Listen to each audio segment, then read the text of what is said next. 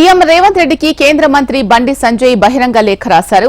గురుకుల విద్యాలయాలకు రూపొందించిన కొత్త టైం టేబుల్ పని వేళను కుదించాలని లేఖలో పేర్కొన్నారు.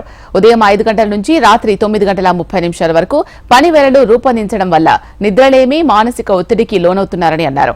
రాత్రిపూట స్టడీ అవర్, కేర్ టేకర్ విధులను టీచర్లకు అప్పగించడం సరికాదు అన్నారు.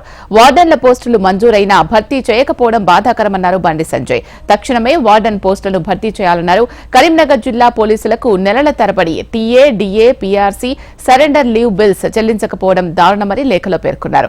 రాష్ట్రంలోని అన్ని జిల్లాల్లో బకాయిలను చెల్లించిన ప్రభుత్వం కరీంనగర్ జిల్లా పోలీసులు పట్టించుకోకపోవడం ఏంటి అన్నారు.